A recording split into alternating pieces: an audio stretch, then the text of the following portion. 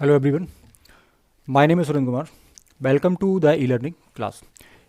दोस्तों, हम यहाँ पर मुख्य परीक्षा की सीरीज़ को कंटिन्यू कर रहे थे, जिसमें आपको एमपीपीएससी मेंस के लिए रिकॉर्डेड लेक्चर्स यूट्यूब के ऊपर अवेलेबल हो रहे हैं। अगर हम बात करें कि भाई इस सीरीज़ में हम अपने 3 लेक्चर कंप्लीट कर चुके हैं, ठीक है। ओवरऑल अगर हम बात करें तो हम अपना सेकंड टॉपिक यहाँ पर पढ़ रहे हैं, ठीक है, जिसमें हमने टॉपिक नंबर 1 सिंधु घाटी सभ्यता या हड़प्पा सिविलाइजेशन को कंप्लीट किया था, जिसमें लगभग मैंने 8 से 9 लेक्चर आपको रिकॉर्डेड वीडियो लेक्चर्स अवेलेबल कराए हैं, ठीक है। जिसमें मैंने कोशिश करी है कि सिंधु घाटी सभ्यता को मेंस के व्याप में हम कंप्लीटली कवर कर पाएँ। लगभग हमने सभी पॉइंट्स को काफ़ी डिटेल में डिस्कस किया है, ठीक है। और अगर उसमें आपको ऐसा कुछ लगता है कि कोई टॉपिक हमारा छूटा हुआ है तो आप मुझे मैसेज कर सकते हैं, कमेंट कर सकते हैं, तो उसके ऊपर आपको रिकॉर्डेड लेक्चर मिल रहे होंगे, ठीक। तो आगे अगर हम बात करें कि भाई इसके पहले हम अपने 3 लेक्चर कंप्लीट कर चुके हैं, तो अगर आपने ये लेक्चर नहीं देखे हैं तो आपको प्लेलिस्ट में ये मिल जाएंगे। इन लेक्चर्स को आप पहले देखें, तभी आपको ये लेक्चर्स ठीक तरीके से समझ में आ रहा होगा और आप इसके साथ, इस लेक्चर के साथ कनेक्टिविटी बना पा रहे होंगे या इसके साथ आप जुड़ पा रहे होंगे, ठीक। दोस्तों, जैसा कि मैंने आपको पहले भी बताया हुआ है कि मुख्य परीक्षा सीरीज़ का मतलब ये है कि आप सभी स्टेट पीसीएस एग्जाम्स के लिए, या यहाँ पर लिखा भी है कि ऑल स्टेट पीसीएस एग्जाम, जितने भी आपके स्टेट पीसीएस एग्जाम हैं, उन स्टेट पीसीएस एग्जाम में हिस्ट्री अगर आपका आता है या आता ही है तो आप इसको कंटिन्यू कर सकते हैं या इसको आप ज्वाइन कर सकते हैं, क्योंकि इसमें लगभग इतिहास के सभी चीज़ों पर विस्तृत चर्चा करी जा रही होगी या डिटेल में उसको डिस्कस किया जा रहा होगा, तो आपके लिए काफ़ी हेल्पफुल होने वाला है। जिसमें हम हर एक सेक्शन को मेंस के बिहाफ में कवर कर रहे हैं, चाहे आप सिविल सर्विसेज एग्जाम्स की तैयारी कर रहे हैं, चाहे आप यूपीएससी की तैयारी कर रहे हैं, ठीक है, चाहे आप अन्य स्टेट पीसीएस की तैयारी कर रहे हैं, तो आपको लगभग इतिहास में वो सारी चीज़ें क्या होंगी, हेल्पफुल आपके लिए होंगी, है ना। कोर्स पूरा आपको बाइलिंगुअल मिल रहा होगा, ठीक है, जिसमें मैं कोशिश करूँगा कि इंग्लिश कंटेंट आपको अवेलेबल करा पाऊँ, ठीक है, और लेक्चर आपका दोनों ही भाषाओं में होगा, है ना। सारी चीज़ों को हम बाइलिंगुअल समझने की यहाँ पर कोशिश कर रहे होंगे, ठीक। तो वैदिक सभ्यता हम पढ़ रहे थे और मैंने आपको बताया था कि वैदिक सभ्यता में 2 फेज़ आपके होते हैं। पहला आपका ऋग्वैदिक होता है, दूसरा आपका उत्तर वैदिक होता है, ठीक। तो ऋग्वैदिक काल हम पढ़ रहे थे या ऋग्वैदिक पीरियड हम पढ़ रहे थे, जिसके अंदर हम 1500 से 1000 बीसी के बारे में बात कर रहे थे, ठीक है। इसके बाद हम अपना नेक्स्ट फेज़ पढ़ेंगे या दूसरा हम इसमें सेक्शन पढ़ेंगे, जिसमें हम कहेंगे जिसको उत्तर वैदिक काल, जिसमें हम 1000 से 600 तक के टाइम पीरियड की बात करेंगे। तो जैसा कि आपको पता है कि लेक्चर नंबर 3 के अंदर हमने इनकी प्रशासनिक व्यवस्था के बारे में चर्चा करी थी। तो अगर आपको इनका एडमिनिस्ट्रेशन सिस्टम समझना है कि आर्यों का एडमिनिस्ट्रेशन सिस्टम कैसा था या ऋग्वैदिक कालीन सभ्यता की प्रशासनिक व्यवस्था कैसी थी, तो उसके लिए आपको लेक्चर नंबर 3 देखना पड़ेगा, जिसमें मैंने काफ़ी बेहतर तरीके से इसको बताने का पूरा प्रयास किया है कि इनका जो प्रशासनिक व्यवस्था है, सिस्टम है या एडमिनिस्ट्रेशन सिस्टम है, जो किस तरीके का था, कौन कौन सी इकाइयाँ थी, ठीक है, किस तरीके का वहाँ पर उनका सिस्टम था, तो उसको हमने समझने का वहाँ प्रयास किया हुआ है, ठीक। सामाजिक व्यवस्था या सामाजिक जीवन में अगर हम बात करें तो हमें कुछ पॉइंट्स के ऊपर यहाँ पर डिस्कशन करना है। जैसा कि मैंने आपको सिंधु घाटी सभ्यता में भी बताया था कि जब भी सामाजिक जीवन की बात आती है या समाज की बात आती है तो आपको कुछ पॉइंट्स को लेकर चलना है। वो क्या है? तो समाज का स्वरूप या समाज कैसा दिखता था, समाज कैसा था, ठीक है, वास्तविकता क्या थी, समाज कैसा दिखता था, समाज में क्या चीज़ें थी, क्या नहीं थी, ठीक है, कौन सी चीज़ें नहीं थी। जाति व्यवस्था को देखना है, ठीक है, महिलाओं की स्थिति को देखना है, शिक्षा व्यवस्था को देखना है, उनका खान पान कैसा था, उनकी वेशभूषा कैसी थी, मनोरंजन के आता है, ठीक। तो इन्हीं पॉइंट पर चर्चा मैंने आपसे बोला था जब आप इंडस वैली सिविलाइजेशन पढ़ रहे थे या सिंधु घाटी सभ्यता का समाज पढ़ रहे थे या सामाजिक व्यवस्था या सामाजिक जीवन पढ़ रहे थे, तभी मैंने आपको कहा था कि भाई इन पॉइंट्स के ऊपर आपको हर बार चर्चा करनी पड़ेगी। जितनी भी तरह का आप सामाजिक जीवन पढ़ोगे, चाहे आप मौर्यों की बात करो, चाहे आप इसके आगे आप गुप्त की बात करो, ठीक है, चाहे आप आगे की डायनेस्टीज़ की बात करो, चाहे आप मुगल पढ़ो, चाहे आप सल्तनत काल पढ़ो, ठीक है, तो इन सब में जब सामाजिक जीवन पढ़ोगे तो आप इन्हीं पॉइंट्स पर बात करोगे कि उनका स्वरूप कैसा था, जाति व्यवस्था कैसी थी, महिलाओं की स्थिति कैसी थी, शिक्षा व्यवस्था कैसी थी, खान पान शैली क्या थी उनकी, ठीक है, वेशभूषा पहनावा किस तरीके का था, मनोरंजन के साधन क्या थे। तो समाज में हर बार हम इस पर चर्चा कर रहे होंगे। ये मेंस का डायमेंशन है, तो हड़प्पा से लेकर 10वीं शताब्दी तक तो हम इनको पढ़ते ही हैं, ठीक है। आगे भी हमें इन्हीं पॉइंट्स पर कहीं ना कहीं आगे भी बात करनी है मेंस के बिहाफ में, ठीक है। तो उम्मीद है कि लास्ट लेक्चर आपको कंप्लीटली क्लियर होगा और इसके प्रीवियस जितने भी लेक्चर हैं 3 वो आपने ठीक तरीके से देखे होंगे, ठीक है। तो अब आप इस लेक्चर को बेहतर तरीके से समझ पा रहे होंगे, ठीक। तो सामाजिक जीवन की जानकारी का स्रोत क्या है, अगर मैं सबसे पहले पूछूं तो भाई जब हम ऋग्वैदिक काल पढ़ रहे हैं तो इस काल की सारी जानकारी हमें जो एक आपकी 1500 से लेकर 1000 तक की जो जानकारी है या 1000 बीसी तक की जो जानकारी है, वो सारी जानकारी हमें कहाँ से मिल रही है? तो हमें ऋग्वेद से तो प्राप्त हो रही है। इसीलिए तो हमने इस टाइम पीरियड को किस में बताया हुआ है, तो ऋग्वेद में कहा, या हमने इसको क्या कह रहे हैं, ऋग्वैदिक कालीन हम टाइम पीरियड कह रहे हैं या ऋग्वैदिक कालीन हम समाज या सभ्यता हम किसको कह रहे हैं, ठीक है। तो इस बात को आप समझ पा रहे हैं। तो ऋग्वैदिक कालीन समाज जो है ना, ये समाज पितृसत्तात्मक था, ठीक है।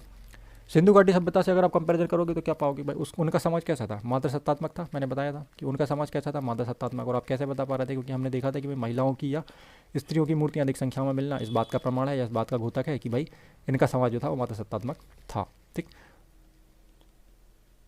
तो इनका समाज जो है ऋग्वैदिक कालीन समाज, ये समाज कैसा होगा? पितृसत्तात्मक होगा। अच्छा, एक बात और आप ध्यान रखें कि जो ऋग्वैदिक कालीन सभ्यता हम पढ़ रहे हैं या ऋग्वैदिक कालीन जो हम टाइम पीरियड पढ़ रहे हैं, तो ये ग्रामीण सभ्यता मानी जाती है। ग्रामीण सभ्यता आगे इस बात को पढ़ेंगे, हालांकि आपको पता ये होना चाहिए। तो सिंधु घाटी सभ्यता जो थी वो अर्बन थी या क्या थी? सिविलाइजेशन सभ्यता जो थी वो क्या थी? नगरीकृत या शहरी सभ्यता थी। ठीक है, और ये जो है ना, ये क्या है आपकी, हम कहें तो इसको ग्रामीण सभ्यता कहेंगे। ठीक है, इस बात को आप समझें। तो समाज जो था इनका वो समतामूलक समाज था। ठीक है, रक्त संबंध पर आधारित था। रक्त संबंध पर आधारित होने का मतलब ये है कि सारा परिवार जो है, या 3-3 4-4 पीढ़ी जो है वो एक साथ रहते थे ना, और एक दूसरे से काफ़ी ज़्यादा जुड़े हुए थे, कनेक्ट थे। ठीक है, तो रक्त संबंध पर या ब्लड रिलेशन पर आधारित इनका क्या था? ये समाज था। ठीक है, संयुक्त परिवार का प्रचलन था। और हम लास्ट में बात कर भी चुके हैं, जब हम इनकी प्रशासनिक व्यवस्था वगैरह पढ़ रहे थे, उसमें बताया था कि प्रशासनिक व्यवस्था किस तरीके से है ना, सबसे छोटी इकाई क्या है, सबसे बड़ी इकाई क्या है। तो परिवार, ठीक है, सबसे छोटी इकाई हमने उसमें देखा था कि भाई कुल या परिवार क्या है, सबसे छोटी इकाई है। और सबसे बड़ी इकाई हमने क्या देखा था? जन या कबीला। ठीक ठीक, फिर आपका ग्राम बन रहा था और एक बिस बन रहा था, है ना, तो ये बीच की इकाइयाँ। ठीक, तो हमने डिस्कस किया था। तो यहाँ से एक 3 मार्कर आपका बन सकता है ना। नृत्य करके एक वर्ड मुझे मिला है, तो ये आपको पूछा जा सकता, हो सकता है 3 नंबर में ना। तो इसका मतलब देखो क्या होता है कि यहाँ कई पीढ़ियों के लोग, जैसे नाना, दादा, नानी, ठीक है, पोता, बेटा, एक साथ रहते थे। इन्हीं सभी के लिए वैदिक ग्रंथों में एक शब्द लिया गया है जिसको क्या कहोगे आप? नृत्य। ठीक है, तो इसको थोड़ा आप देख के चलेंगे भाई, है ना। ठीक है, ये आपको पता होना चाहिए कि भाई ये क्या होता है शब्द, क्योंकि देखो ऐसे शब्द जब अचानक मेंस में आता है ना, तो थोड़ी सी परेशानी बढ़ जाती है कि भाई उसमें क्या लिखा जाए, है ना। तो जब आप ठीक ठाक तरीके से चीज़ों को पढ़ रहे होते हैं, तो लगभग मैं मान के चलता हूँ कि भाई 15 में से कम 10 से 12 तो आप इजीली पहचान पा रहे होंगे कि हाँ ये हमने पढ़े हुए हैं, और उस पर आप लिख भी पा रहे होंगे। तो ये कब होगा? जब हम बहुत बेहतर तरीके से अपनी आंसर राइटिंग की प्रैक्टिस करेंगे। नोट्स का अप्रोच हमारे पास अच्छा होना चाहिए कि नोट्स हमने जो बनाए हैं, ठीक है, वो काफ़ी ज़्यादा क्या हो, कंप्रेस हो, है ना। इस पर भी मैं एक लेक्चर बहुत जल्दी लाने वाला हूँ, बस आप इसकी डिमांड करें, ठीक है, या मुझ तक ये मैसेज पहुंचाएं, तो इसके ऊपर आपको एक सेपरेट वीडियो मिलेगा जिसमें नोट्स पर हम काफ़ी चर्चा करेंगे कि क्या पूरा इतिहास या पेपर नंबर 1 1 घंटे में ख़त्म किया जा सकता है, तीनों सेक्शन, प्राचीन, मध्यकालीन और आधुनिक। क्या संभव है ऐसा? तो बिल्कुल संभव है। आप 1 घंटे से और कम टाइम में कर पा रहे होंगे, है ना। रिवीजन, ठीक है, रिवीजन की बात कर रहा हूँ या पूरा कंप्लीट करने की बात कर रहा हूँ मैं? भाई आप पूरा कंप्लीट कर लोगे मेंस के हिसाब से, ठीक है। तो क्या ये संभव है? तो अगर आप इस पर चर्चा करना चाहते हैं या इसके ऊपर आपको वीडियो चाहिए, तो मैं इसको आपको दे दूंगा, ठीक है, कंप्लीटली, है ना। ठीक, तो अभी हम अपने सिलेबस पर आ जाएँ। तो सबसे पहले तो हमने समाज का स्वरूप देखा भाई, ठीक है। इसके बाद हम जाति व्यवस्था भी देखेंगे और आगे हम एक पॉइंट पर चर्चा करेंगे, जैसे हमने लास्ट टाइम देखा था, ठीक है। जाति व्यवस्था की बात करें, ठीक है, तो आपने ये देखा था कि सिंधु घाटी सभ्यता में क्या कोई जाति व्यवस्था थी? तो आपने देखा था हाँ थी, लेकिन कर्म के आधार पर थी। जो व्यक्ति जैसा काम करता था, ठीक है, उसे वैसा ही माना जाता था, ठीक है। अगर कोई व्यक्ति, ठीक है, युद्ध करेगा तो फिर उसको क्षत्रिय ही मान लिया जाएगा, या उसको हम क्या कहेंगे कि भाई क्षत्रिय वर्ग में उसको शामिल कर लिया जाएगा। तो वहाँ हमने क्या देखा था कि जो जाति व्यवस्था थी, ठीक है, वो किस पर आधारित थी? कर्म पर आधारित थी। यहाँ क्या सिस्टम है? तो आर्यों का भी प्रारंभिक जो वर्गीकरण है, या इस समय हम जिसकी बात कर रहे हैं, वो वर्ण और कर्म के आधार पर है। वहाँ क्या वर्ण वाला सिस्टम था? नहीं, वहाँ केवल कर्म वाला सिस्टम था। अब यहाँ पर एक आप और ऐड कर लो, वर्ण, ठीक है। अब वर्ण क्या होता है तो इसको भी समझेंगे, ठीक है। देखो, वर्ण का शाब्दिक अर्थ होता है चयन, मतलब सिलेक्शन, ठीक है। तो इसके आधार पर यहाँ पर चीज़ें हो रही थी। एक तो कर्म तो था ही, पर वर्ण भी था यहाँ पर, ठीक है। तो वर्ण का अर्थ होता है चयन, कि भाई आप क्या सेलेक्ट यहाँ पर कर रहे हो, किस चीज़ को चुन रहे हो, तो फिर आप वैसे ही हो जाओगे, ठीक। समाज में हम बात अगर करें तो छुआछूत जाति प्रथा का प्रचलन नहीं था। ये चीज़ हमें देखने वहाँ भी नहीं मिल रही है और यहाँ भी नहीं मिल रही है। सिंधु घाटी सभ्यता में भी क्या छुआछूत जाति प्रथा का प्रचलन था? तो नहीं था, ठीक है, यहाँ भी नहीं है। लेकिन समाज में यहाँ पर वर्ण व्यवस्था आ गई, वहाँ पर वर्ण व्यवस्था नहीं थी, ठीक है। वर्णों के आधार पर क्या हो रहा है? यहाँ पर विभाजन हो रहा है कि भाई ये इस वर्ण का है, ये व्यक्ति इस वर्ण का, मतलब चयन, ठीक है। अब जैसे वर्ण व्यवस्था का मतलब ऐसा है कि भाई यहाँ पर 4 वर्ण बन गए, आपके बनाए गए, ठीक है, या बन गए, जिनमें क्या है? तो ब्राह्मण है, ठीक है, एक वर्ण बन गया, ठीक है, कि भाई इनको समाज में सबसे ऊपर रखा जाएगा। अभी तो यहाँ पर ऐसा कुछ सिस्टम खाली, हालांकि बहुत ज़्यादा देखने नहीं मिलता, पर है यहाँ पर, ठीक है। एक कैटेगरी बन गई कि भाई ये सबसे ऊपर है, फिर ये इसके बाद है, फिर ये 3rd रैंक है, ये 4th रैंक। तो ऐसा कुछ यहाँ पर सिस्टम बन गया, जिसको हम क्या करें? वर्ण। वर्ण का अर्थ है चयन, ठीक है। दूसरा क्या हो गया भाई? क्षत्रिय, तो इनकी 2nd पोजीशन आ गई समाज में, ठीक है। तीसरे नंबर पर हम बात करें तो वैश्य, ये किस नंबर पे आ गए? आपके 4th नंबर पर आ गए, ठीक है। और चौथी हम नंबर की अगर बात करें तो चौथे नंबर पर कौन आ गया? यहाँ पर शूद्र आ गए, ठीक है, या शूद्रास, ठीक है। तो इनको सबसे निचले वर्ण उसमें रखा गया, वर्ण में रखा गया, है ना। और ये भी इन्हें ये भी कहा गया है प्रेष्य, ठीक है, अर्थात तीनों वर्ण का सेवक शूद्रों को कहा गया। तो ये वर्ड भी थोड़ा ध्यान रखें, हो सकता है 3 नंबर में पूछ लें कि भाई ये क्या है, ठीक है। तो उपरोक्त चारों वर्णों के अतिरिक्त समाज में एक दासों का वर्ण भी था, जिसको पृथक वर्ण माना गया। तो इन चारों के अतिरिक्त क्या था? एक दासों का वर्ण अलग से था, ठीक है, जो इन सबके दास हुआ करते थे। वैसे तो शूद्रों को सबका यहाँ पर दास कहा गया है, या माना गया है कि शूद्र ही सबकी क्या कर रहे होंगे? सेवा कर रहे होंगे, या सबकी क्या कर रहे होंगे, या सेवक का कार्य ही कर रहे होंगे। तो इसलिए सबसे निचले पायदान पर इनको रखा गया है। और वर्तमान में भी आप देखो कि किसको लेकर काफ़ी ज़्यादा विवाद या मतभेद या चीज़ें आपको करंट अफेयर्स में देखने के लिए मिल रही होंगी ना, ठीक है। ब्राह्मण, क्षत्रिय, वैश्य, शूद्र, मतलब जैसे आप आरक्षण की बात करो या इन चीज़ों की बात करो या जातिगत व्यवस्था की बात करो, तो कहीं ना कहीं यही फिर आगे जाकर क्या हो जाएगा, प्रॉब्लम क्रिएट इतनी ज़्यादा कर देगा कि फिर इनको लेकर विवाद होता चला जाएगा, ठीक। जाति का निर्धारण जन्म के आधार पर नहीं बल्कि क्या है, कर्म के आधार पर होता था। मतलब यहाँ मामला कि भाई जो व्यक्ति जैसा कर्म करेगा उसको वैसा माना जाएगा। वही वाली बात आ जाती है, मान के चलते हैं कि कोई व्यक्ति जन्म से शूद्र है, ठीक है, या जन्म से वैसे है, लेकिन अगर उसका इंटरेस्ट किस में है, किताबों में उसका इंटरेस्ट है, ठीक है, या पूजा पाठ या पुरोहित वाले जो काम होते हैं उनमें इंटरेस्ट है, तो फिर उसको ब्राह्मण की कैटेगरी में मान लिया जाएगा, या उसको हम क्या कहेंगे कि भाई ये ब्राह्मण है, ठीक। तो इसके कुछ प्रमाण है कि ऐसा है, ठीक है। तो आप बता सकते हैं कि विश्वामित्र जो थे ये जन्म से क्षत्रिय थे, मतलब विश्वामित्र जो थे वो जन्म से क्षत्रिय थे, लेकिन कर्म से ये क्या हो गए थे, ब्राह्मण हो गए थे विश्वामित्र, ठीक है। वेद पुराणों को लिख रहे हैं या इस तरीके की चीज़ें कर रहे हैं या इस तरीके का काम करना जो जनरली किसका होता है, ब्राह्मण का होता है, ठीक है ना। पुरोहित जिनको हम कह देते हैं या ब्राह्मण कह देते हैं, जो धार्मिक ग्रंथों से जुड़े होते हैं या पूजा पाठ से या इन कर्म जो कर्मकांड है उनसे जुड़े होते हैं, तो इसलिए फिर उनको क्या कह देते हैं, ब्राह्मण कह देते हैं, ठीक है। तो प्रमाण भी आप लिख सकते हैं एग्जाम में या निबंध में, आप इन चीज़ों को ऐसे में आप कोट कर सकते हैं कि विश्वामित्र जन्म से क्या थे, क्षत्रिय थे, लेकिन ये कर्म से क्या थे, ब्राह्मण थे।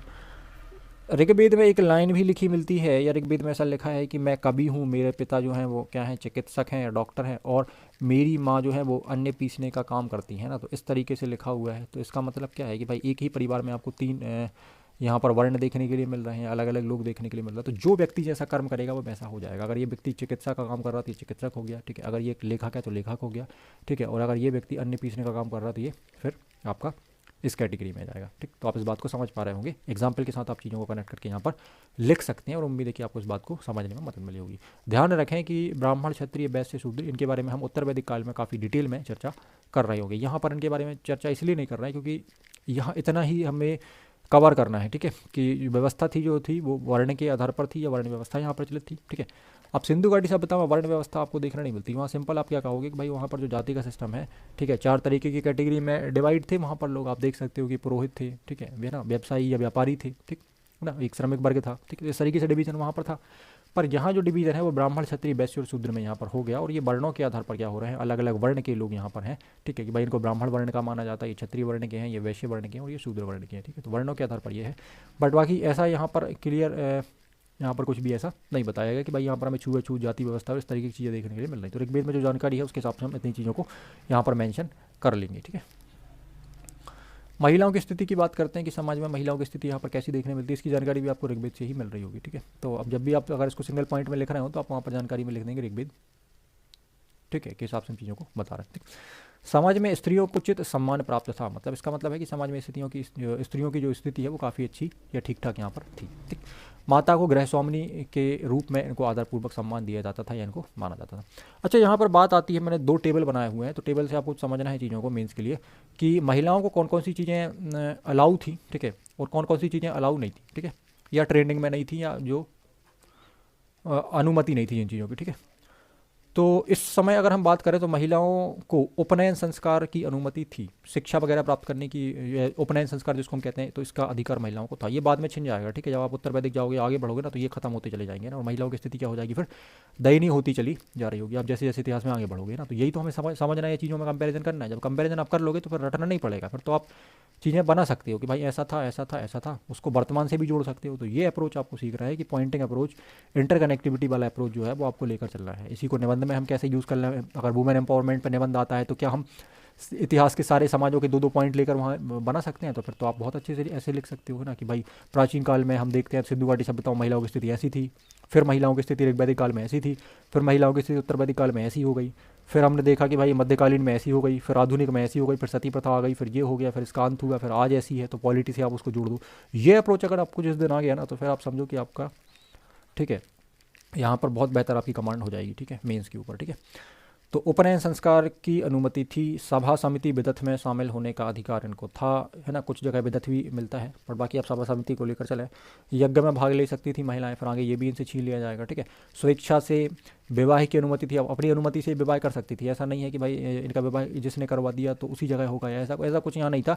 अगर महिला चाह रही कि हमें इससे विवाह करना है तो आपने देखा होगा स्वयंवर वगैरह की जो प्रथा होती थी, इस तरीके की चीज़ें होती थी कि अपने मन से अपने इच्छित वर को चुनना। तो इस तरीके का सिस्टम यहाँ पर हम देख सकते हैं, आगे देखेंगे हम इसको। तो स्वेच्छा से विवाह करने की अनुमति थी, ठीक है। अंतर्वर्णीय विवाह के बारे में भी यहाँ पर जानकारी मिलती है कि हाँ ये इसको भी यहाँ पर किया जाता था, इस तरीके की चीज़ें होती थी। अविवाहित महिला को अमाजू कहा जाता था, मतलब जिस महिला का विवाह नहीं हो रहा है, जीवन भर विवाह नहीं हो रहा, उसे क्या कहा जाएगा, अमाजू कहा जाएगा। हो सकता है 3 नंबर में बन जाए, तो मैंने यहाँ पे कहीं उसको मेंशन किया है, ये देखो आप, ठीक है, अमाजू लिखा हुआ है। ऋग्वैदिक काल में अविवाहित रहने वाली स्त्री या महिला को ही अमाजू कहा गया है। तो 3 नंबर में इतना सफिशिएंट है, 10 शब्द से कम में ही आपका काम हो गया है ना। अब यहाँ पर क्या लिखेंगे हम और ज़्यादा, ठीक है, तो जहाँ जितना जरूरी है ना उतना ही लिखें, अपने मन से भी हमें पॉइंट क्रिएट करके ज़बरदस्ती है ना चीज़ों को नहीं डालना, ठीक भाई। 8 पॉइंट में आपका 8 शब्दों में बन रहा है या 6 शब्दों में बन रहा है, ठीक है भाई, इतना ही कंटेंट यहाँ पर अवेलेबल हमारे पास है इजीली तरीके से, और सही भी है, तो इतने में आपको फिर अपना काम चलाना यहाँ पर पड़ेगा ना। तो बहुत ज़्यादा चीज़ों के पीछे नहीं पड़ना कि नहीं हम अमाजू को 4 लाइन में लिख के आएंगे या इतने पॉइंट ही करेंगे, हम फिर उसको ढूंढ रहे हैं, नेट पर सर्च कर रहे हैं या बुक्स में हम खंगाल रहे हैं, तो इस तरीके की चीज़ें ना करें तो बेहतर है। हाँ आप कर सकते हैं, बट आप इसके लिए परेशान बिल्कुल ना हो ना, जितना है आपके पास उतना बहुत सफिशिएंट है, उसमें आप 70% 80% चीज़ों को स्कोर कर सकते हैं ना, तो उतना ही हम लेकर चीज़ों को चल रहे हो, ठीक है। तो बहुत ज़्यादा परेशान नहीं, क्योंकि देखो क्या है, मेंस वाले जो एस्पिरेंट्स हैं ना, ये परेशान इतने ज़्यादा रहते हैं और परेशानी में ही क्या कर देते हैं, अपने 6 महीने या जितना समय मिल रहा होता है ना उसको निकाल देते हैं और तैयारी नहीं हो पाती। सिलेबस इतना बड़ा है, इतने सब्जेक्ट्स हैं, तो आप उनके ऊपर पहले काम तो करें, उनको पढ़ें, तो आप पहले उतना तो तैयार करें। तो आप जब तैयार करोगे ना तो आपके अंदर समझ आएगी, उस समझ से या फिर आप 2-2 पॉइंट एक्स्ट्रा जोड़ पा रहे होगे ना, तो समझ अपनी क्रिएट करें, समझ बनाएं, ठीक है, उस पर काम करें। बहुविवाह प्रथा, बहुपति विवाह प्रथा भी थी कि भाई एक महिला एक से ज़्यादा पतियों के साथ रह सकती थी। आगे आपको इसके प्रमाण भी मिलते हैं, महाभारत टाइम में देखोगे है ना, तो द्रौपदी के बारे में आपने सुना होगा या पढ़ा होगा, ठीक है ना, कि एक से ज़्यादा पति थे, ठीक है। तो इस तरीके की चीज़ें आप वहाँ से लिंक कर सकते हैं। नियोग प्रथा का प्रचलन था, ये क्या होती भाई नियोग प्रथा, इसको देखेंगे, ठीक है ना। मतलब ये ऐसा कुछ था, मैंने यहाँ पर लिखा होगा, मैंने 3 नंबर में लिखा है, ठीक है। मतलब क्या होता है कि ऋग्वैदिक काल में पुत्र की प्राप्ति हेतु महिलाओं के द्वारा अपने ही पति के भाई यानी देवर से विवाह करना या कर लेना ही नियोग प्रथा है। तो नियोग प्रथा 3 नंबर में बन सकता है, तो ये मेंशन किया हुआ है। बॉक्स में जितने मिलेंगे ना वो पॉइंट्स पर आपको थोड़ा सा फोकस करना है। मैंने आपको बोला था कि मैं बॉक्स में सारे पॉइंट्स को डाल रहे होंगे जो बहुत इंपॉर्टेंट पॉइंट होंगे, 3 नंबर बना रहे होंगे, तो 3 नंबर वाले सारे पॉइंट्स बॉक्स में होंगे, बाकी चीज़ें आपकी बॉक्स में नहीं होंगी, ठीक है, फिर आपको वो पॉइंट्स में मिल रही होंगी। पर ऐसा कब हो सकता है, पति की मृत्यु के बाद। मान के चलो किसी महिला है, उसका विवाह किसी व्यक्ति के साथ होता है और अचानक से क्या हो जाता है, उस व्यक्ति की मृत्यु हो जाए, तो महिला अकेली यहाँ रहेगी। तो ये मान्यता थी कि नियोग प्रथा के थ्रू इस महिला का विवाह उसके ही छोटे भाई के साथ या बड़े भाई के साथ कर दिया जाए, ठीक है, ठीक है, जिससे क्या हो सके, उसको एक पुत्र की प्राप्ति हो सके। तो इसी सिस्टम को यहाँ पर नियोग प्रथा कहा गया है। तो उम्मीद है कि इस बात को आप समझ पा रहे होंगे, ठीक है। देखो स्लाइड का एक फ़ायदा ये भी है कि भाई चीज़ों को कम बताना पड़ेगा और आप ज़्यादा समझ रहे होंगे, है ना, तो इसीलिए सारी चीज़ें पहले से मेंशन करके रखी होंगी। अब अगर मैं इस चीज़ को लिखूंगा तो समझने में थोड़ा सा आपको परेशानी, वो ऑफलाइन क्लास में वो मेथड आपका सही रहता है, ऑनलाइन में भी सही है, हालांकि तो वो लाइव क्लास में सही रहता है, या आपको चीज़ें बोल के समझाई जाए तो थोड़े थोड़े पॉइंट्स में बीच में लिखता जाऊँ। बट यहाँ हम इतिहास को स्लाइड्स में इसलिए पढ़ने की कोशिश कर रहे हैं कि भाई कम समय में आपको ज़्यादा चीज़ें मिल सके और हम एक बहुत जल्दी या कम समय में पूरा हम इतिहास कवर कर पा रहे हो, ठीक है। तो इसलिए स्लाइड में हर एक चीज़ को मेंशन किया गया है, प्लस जितने छोटे से छोटे पॉइंट हो सकते हैं जो जरूरी चीज़ें हो सकती हैं उन सबको मैंने स्लाइड के ऊपर मेंशन किया हुआ है कि आपको नोट्स के फॉर्म में जब वो मिल रहा होगा तो आप बड़े आसानी से चीज़ों को तैयार कर पा रहे होंगे, ठीक। आगे बात आती है कि भाई महिलाओं को किन चीज़ों की अनुमति नहीं थी या कौन सी चीज़ें यहाँ पर नहीं थी प्रचलन में, ठीक है। तो बाल विवाह की अनुमति नहीं थी, ठीक है, पर्दा प्रथा वगैरह यहाँ पर नहीं थी, सती प्रथा के भी कोई साक्ष्य यहाँ से प्राप्त नहीं होते हैं या कोई जानकारी नहीं मिलती है, दहेज प्रथा भी यहाँ पर नहीं थी, प्रतिलोम विवाह को समाज मान्यता नहीं देता था। ये प्रतिलोम विवाह क्या होता है, अनुलोम विवाह को तो हम कह सकते हैं कि भाई यहाँ शामिल कर लिया, पर प्रतिलोम विवाह क्या है तो इसको समझा जाएगा, ठीक है। पिता की संपत्ति में महिलाएं जो है वो पिता की संपत्ति में उनको अधिकार नहीं मिलता था, ठीक है। लेकिन अगर कोई लड़की जो है में महिलाओं को अधिकार यहाँ पर नहीं दिया जा रहा है या नहीं मिल रहा है ना, तो एक अधिकार इनके पास ये यहाँ पर खत्म होता है कि भाई महिलाओं को संपत्ति में अधिकार नहीं मिल रहा है या पिता की संपत्ति में अधिकार नहीं मिल रहा है। लेकिन अगर किसी लड़की की हम बात करें कि भाई वो अविवाहित है, उसका विवाह ही नहीं हुआ है, ठीक है, तो फिर उसको पिता की संपत्ति में अधिकार मिलता है, ऐसी जानकारी हमें ऋग्वेद में मिलती है, ये बात वहाँ पर मेंशन की गई है। साथ ही साथ आप देखोगे विदुषी महिलाएं, अगर कभी पूछ लिया जाए तो विदुषी महिलाओं को ब्रह्मवादिनी भी कहा गया है। इनके बारे में बात हम करेंगे, लोपा मुद्रा घोषा ये सब विदुषी महिलाएं आगे हम पढ़ेंगे इसको, ठीक है। तो उम्मीद है कि आपको महिलाओं की स्थिति यहाँ पर समझ में ठीक तरीके से आई होगी, ठीक। इस काल में हम बात करते हैं कि भाई दास प्रथा भी विद्यमान थी, है ना, ऋग्वेद में महिला तथा पुरुष दासों का उल्लेख मिलता है, तो ये मैंने वहाँ आपको बताया था, ठीक है, दास का, ठीक है, जब हम उसको वर्णों को पढ़ रहे थे, ठीक है। तो आगे आप देखोगे कि महिला और पुरुष दास का उल्लेख मिलता है, परंतु उनकी स्थिति अच्छी थी, मतलब दासों की स्थिति यहाँ अच्छी थी, पर आगे क्या हो जाएगी, ये खराब हो जाएगी या बुरी हो जाएगी, है ना, कि दासों की स्थिति आगे खराब होती चली जाएगी। आगे आप देखोगे कि विजयनगर एम्पायर जाओगे ना तो वहाँ पर अब उसको पढ़ोगे तो वहाँ पर एक प्रथा आती है जिसको बोलते हैं देवदासी प्रथा, ठीक है। तो इससे क्वेश्चन बना था आपका, ठीक है, एमपीपीएससी में। इसको हम आगे पढ़ेंगे जब हम उस टाइम पीरियड पर पहुँचेंगे तो देवदासी प्रथा, ठीक है। देखो दासी से मुझे याद आया, या दासों से याद आया कि देवदासी प्रथा का एक क्वेश्चन बना था, ठीक है। तो ये मैंने आपको बता दिया, इसको हम आगे डिस्कस जरूर करेंगे, ठीक है। इस काल में विवाह को एक पवित्र संस्कार माना जाता था और दो तरीके के विवाहों की यहाँ पर चर्चा करी गई। हालांकि हम विवाह संस्कारों में अलग अलग तरह की चीज़ें को जब हम विवाह को पढ़ेंगे या मैरिज को या संस्कार को पढ़ेंगे तो वहाँ हम अलग सी चीज़ों को अच्छे तरीके से डिस्कस करेंगे लास्ट में, सूत्र काल में या उत्तर वैदिक काल के बाद, ठीक है। पर यहाँ आप देखोगे कि विवाह को ऋग्वैदिक काल में विवाह को एक पवित्र संस्कार माना जाता है और यहाँ पर दो प्रकार के विवाहों को देखा गया है। एक तो अनुलोम होता है, एक प्रतिलोम होता है। नाम से स्पष्ट है, अनुलोम मतलब ठीक ठाक चीज़ होगी, प्रतिलोम मतलब क्या होगा, कहीं ना कहीं कोई प्रॉब्लम होगा, इसलिए उसको इनवर्स या प्रतिलोम कहा जा रहा है। तो सिंपल सा है, आप डायग्राम देख के खुद ब खुद भी समझ सकते हैं भाई। अनुलोम का मतलब क्या है कि लड़का अगर उच्च वर्ण का है या उच्च कुल का हम कह सकते हैं, उच्च वर्ण का कह सकते हैं, ठीक है, और लड़की निम्न वर्ण की है तो ठीक है। मतलब ये क्या है, अनुलोम विवाह है। अगर दोनों के बीच मैरिज होता है या विवाह होता है तो इसका मतलब क्या है, ये अनुलोम विवाह होगा और समाज इसको मान्यता देगा और इस विवाह को ही स्वीकृति मिल रही होगी। लेकिन अगर मामला पलट जाए, अब इस सिस्टम को आप इन्वर्स कर दो, इन्वर्स का मतलब क्या मतलब है, उसका विपरीत मतलब अब क्या हो जाए, तो इन्वर्स देखो ऐसे याद रखना है इसको, तो याद रह भी जाएगा। कई बार इसमें कन्फ्यूजन में हम उसको उल्टा लिख देते हैं एग्जाम में, ठीक है। तो अब क्या होगा, तो लड़का जो है वो निम्न वर्ण का हो जाए और लड़की अब उच्च वर्ण की अगर हो जाए तो इसको हम प्रतिलोम विवाह कहेंगे या प्रतिलोम विवाह इसको कहा जाएगा। लेकिन समाज में इस विवाह को मान्यता नहीं थी, ये समाज इसको एक्सेप्ट नहीं करता था। एक समस्या यहाँ पर ये आपको देखने के लिए मिल रही है, ठीक है। ठीक, तो प्रतिलोम विवाह को समाज में मान्यता नहीं दी गई थी और अब इन दोनों से जिस भी बच्चे का जन्म होगा या इस तरह के विवाह से जिस संतान का जन्म होगा उस संतान को या उस बच्चे को क्या कहा जाएगा, चांडाल कहा जाएगा, ठीक है। प्रतिलोम विवाह में जन्मे बच्चे को चांडाल कहा जाता है और समाज में ऐसे विवाह की अनुमति नहीं थी, या जो चांडाल था उसको समाज से बाहर फिर कर दिया जाता था, या ऐसे लोगों को समाज से बाहर कर दिया जाता था। ये जानकारी हमें यहाँ पर मिल रही है ना। तो आप उम्मीद है कि आप अनुलोम विवाह और प्रतिलोम विवाह को ठीक ठाक तरीके से यहाँ पर समझ पाए होंगे और आपको चीज़ें क्लियर हो रही होगी, ठीक है। तो कभी अगर ये आता है तो आप इसको मेंशन कर सकते हैं या लिख सकते हैं, ठीक। एजुकेशन की बात करते हैं तो आप बताओगे कि इस काल में वैदिक शिक्षा जो है ना वो मौखिक ही दी जाती थी। मतलब एक गुरु थे, ठीक है, तो आपने फोटो देखी होगी आगे लगी हुई है वहाँ पे, तो एक गुरु थे, ठीक है, यहाँ पर एक गुरुकुल टाइप हम कह सकते हैं। तो मौखिक यहाँ पर शिक्षा दी जाती थी, वेदों की शिक्षा है, जो भी शिक्षा है, ठीक है, वो मौखिक रूप से दी जाती थी। तो ये आपको याद रखना है, ठीक। में जो वैदिक शिक्षा है ना वो मौखिक ही दी जाती थी, ठीक है। इस समय शिक्षा का प्रमुख लक्ष्य जो है विद्यार्थी में ईश्वर के प्रति गहन अनुराग और धार्मिक भावना उत्पन्न करना है। मतलब ईश्वर के प्रति क्या है, गहन अनुराग आपका बन जाए, ठीक है, और साथ ही साथ धार्मिक भावनाएं उत्पन्न हो जाए। तो इस तरीके की शिक्षा यहाँ पर दी जाती है, इसको हम कह सकते हैं एक तरीके से वेदों की शिक्षा, ठीक है। तो वेदों की शिक्षा यहाँ पर जनरली दी जाती थी। वेदों में सारी चीज़ें लगभग बताई गई हैं, हम आगे इनको डिस्कस करेंगे क्या क्या वेदों के अंदर मेंशन है। इस काल में गुरु का घर ही विद्यालय माना जाता था, या इसको कहा जाता था, क्योंकि गुरु के घर पर ही शिक्षा मौखिक दी जाती थी। अधिकांशतः लोग गुरुकुल में या गुरु के घर पर ही रहकर शिक्षा प्राप्त करते थे, ऐसा भी उल्लेख हमें मिलता है।